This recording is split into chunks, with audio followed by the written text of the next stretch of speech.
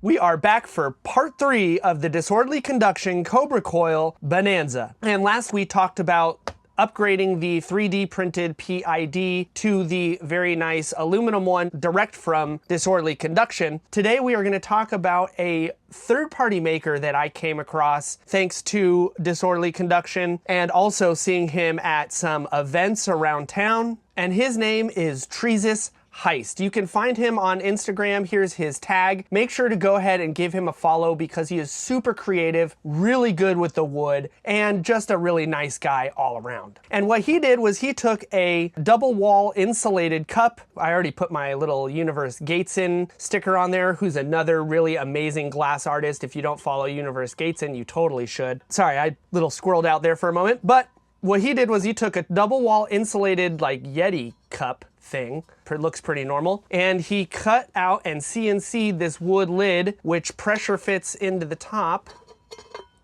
That way you can take all of these PID parts and put them inside of this cup.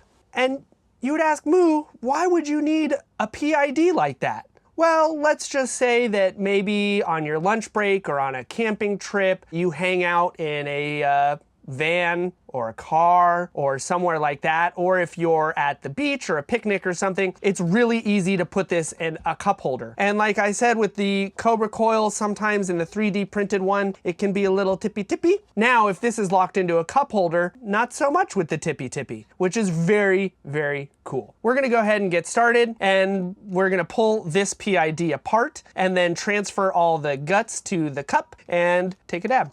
So I'm just gonna start by undoing this in the back. And they said I could do everything with just a little Phillips head screwdriver, which most of us have at home. So hopefully I won't need too many other tools. Oh, I didn't really read any instructions or manuals or how-to videos on this, so I am 100% guessing. The reason I do that is because I want to see how easy or hard it is for the average person at home to do. And let's be real, a lot of us don't read. When I do stuff like this, I don't like to be educated, as you could say. I like to just dive into it, see how straightforward and easy it is just to learn right off the bat. So looks like you remove one screw out of the back. I did these 3 because we'll have to do it eventually. Then you pull this apart, and at that point I think what I'm going to do is I'm going to make sure I'm going to take a picture of this plug configuration, so that way there's no questions about what plug goes where when I put this back together. And these little spade connectors should basically just remove out by pulling. Yep.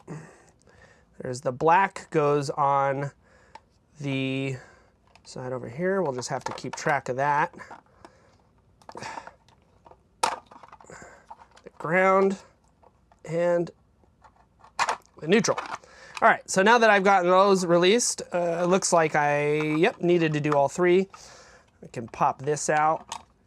Great. And then looks like we will have to unscrew it out of the back of the PID module and unclip this here. Some little clippies just to push this out, just to clear up some room in there.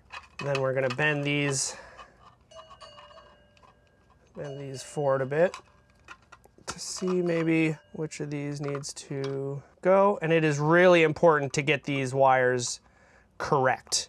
And again, don't be afraid to just take your phone out and take some pictures of what you're doing here so you can make sure that the wires get attached back in the same correct orientation. Or sometimes what I will do is, looks like, all right, not a flathead. I just needed a bigger Phillips head screwdriver to get these out of the back. So we'll release this, and this pulls out the top.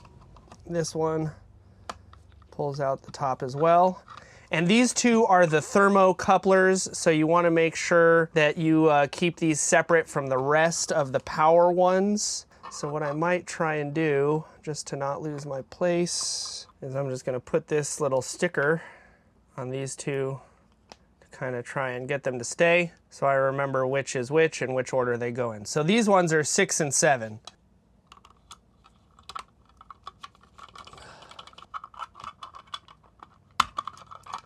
That one is 3.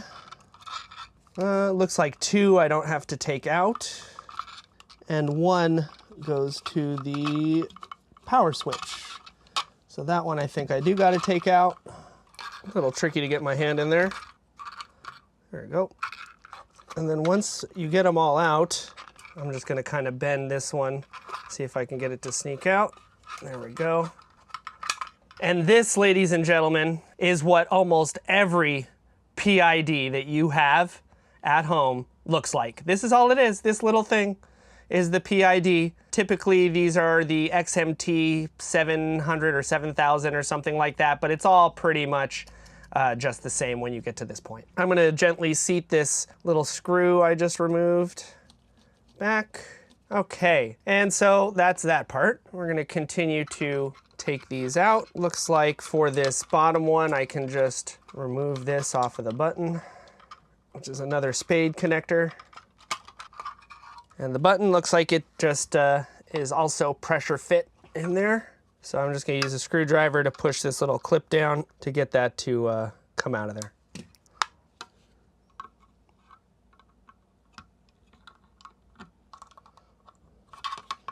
So what I did is I ended up just using a little flathead screwdriver to kind of push the point down to unclip this little thing in here. Getting the other side out is kind of hard. I just push the top in, I'm trying to get the other side out. There we go. All right, there it is. Just so yeah, you got to push down. See these 2 tabs on the top? You got to push down on those 2 tabs to get it to release. Now that we have all that done, we're gonna go ahead and get everything seated back into here. And we're gonna make it so when it is on, it's in the up position towards the coil. Make sure that's seated in there all very nice. Okay, now we're gonna sneak the PID part through. Oh, do I need to take that off? I guess me being lazy didn't work out and I gotta take this part off. Okay, we'll just stick this through and make sure that it is facing the correct orientation for which way you want it. And I just had to put a little muscle on that to get that to force through. Oh, look at me being a dummy. I put it in backwards. All right, let's do this the right way. Pushing it through. Here we go. There it is. Boom. All right, killing it. Now we're gonna just put this back in number 2 so I don't forget which one is which. And these just kind of fit in. Ooh, maybe we've got to take these out. Set that in there.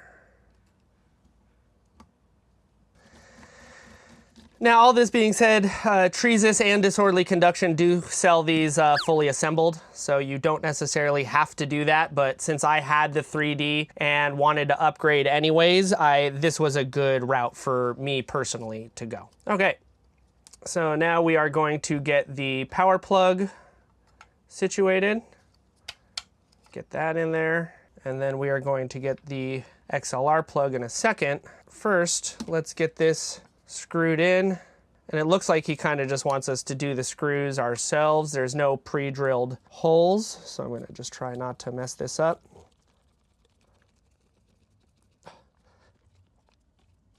So what I did is I basically just started to screw the one in, and I'm not gonna screw it all the way down. And then I'm gonna get the other one started to make sure that they are lined up correctly.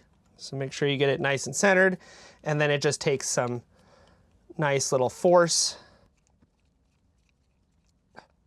I think he could have probably done pre-drilled holes, but there's too much variance in the plugs with these IEC connectors that it's kind of nice that he didn't. That way, if yours is a little bigger, a little smaller, it will always line up. And it's really not that hard to just screw these into the wood and get these to fit.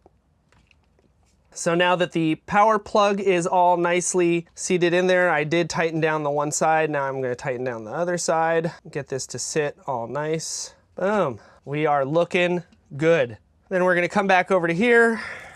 We're gonna grab the last little component part out, which is the most important part, the XLR plug.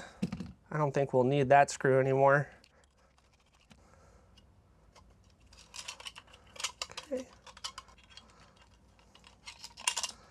All right, look at that. that's all she wrote. I guess we can put this screw back in here to keep this box together. No idea what I'm gonna do with this box. But there we go, all empty. All right, now we're gonna feed all these wires through. We're gonna get them all lined up, grab the top, and just gently feed these through. And we're gonna just push them, and then here's where we get to make a choice. Uh-oh, I actually think I'm gonna put it this way. Yeah, I'm gonna put it this way. What that lets me do is it keeps this silver clip away from the plug. And again, we're just gonna have to use our dabber muscles here to screw this into place.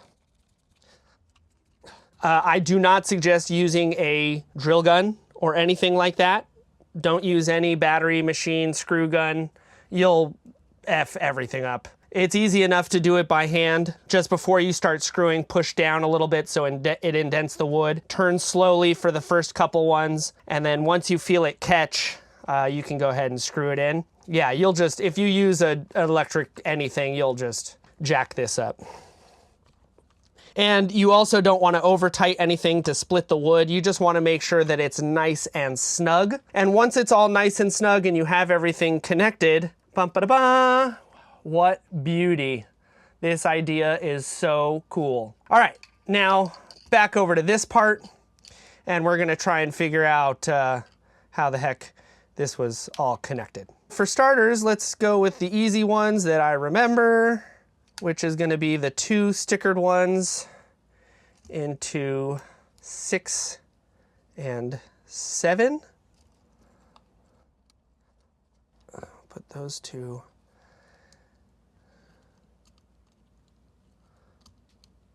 Yep. Make sure these are very tight. Okay. And then we'll want to bend these back straight. That way they are far away from the edges of the metal cup. You definitely do not want that touching the metal cup. So now we are going to get our white wire. We are going to attach it to here, which is where that goes. And then we're going to get our, try and untangle these so they are a little neater. Going to get our green wire, come over here. It's going to go into this hole. Then we'll just try and tuck this back over here. Then we are going to get our black wire from the power source. This black wire is going to go on the top side of the on switch, because when it is on, you want to make this in line, if that makes sense. So once we do that, then the white wire is going to go to the bottom side of that. And that's what completes the circuit from the power to the hot, with the switch being the intermediary. We'll just try and tuck all these wires as nicely as we can. And then we have the black and the red, which is left. So the red is going to go to slot 3 for the heater. And we can leave these ones kind of straight because they're in the middle of the cup.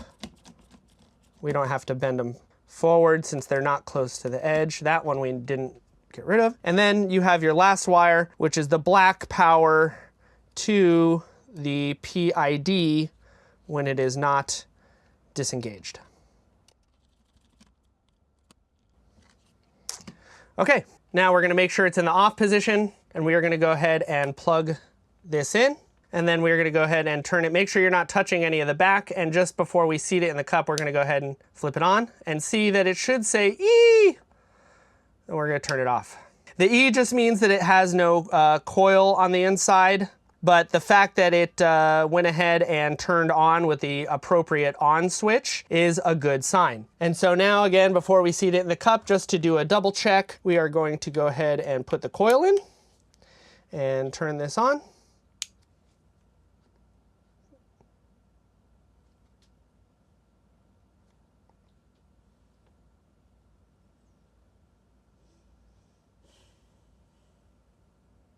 And you can feel it start to get hotter. Okay, which is great. That's what we were looking for. So we're gonna take that out, set it down, unplug this. Now we are gonna fit it into the cup.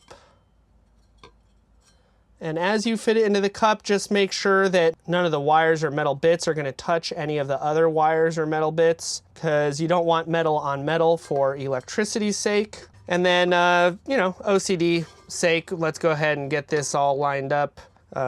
So the power button is kind of with all that stuff. And then we just push, push, and make sure this is nice and seated in there. And just like that, check it out. We have a nice stealth PID situation. We're gonna go ahead and we're gonna plug it in and we're gonna test it one more time. Make sure that you're just a little bit careful, because if for some reason one of those metal positive contacts is touching the cup, it's gonna make the cup spicy and you don't want that. Go ahead and turn this on. It says E, that's good. We're gonna put a coil in here. All right. I had to pull my silver clip up for some reason a little bit, and then there it is. Boom, in all its glory. This is amazing. Just make sure that's not loose. We turn it on. Nice, all right. And that's that. That's all she wrote. And then the coil comes out. There you go. There it is. The Treezus Heist Cobra Coil, disorderly conduction, collaboration, cup thing, PID upgrade. Super cool. Totally gonna use this on the go in a car when I am parked somewhere for sure. And that about wraps it up for our disorderly conduction Cobra Coil stuff. Stay tuned for Cobra Coil versus the Go Coil in the ultimate showdown. And as always, thanks for watching and stay lifted. Psst. Come hang out with us on Discord. To pick up some awesome stickers to support this channel.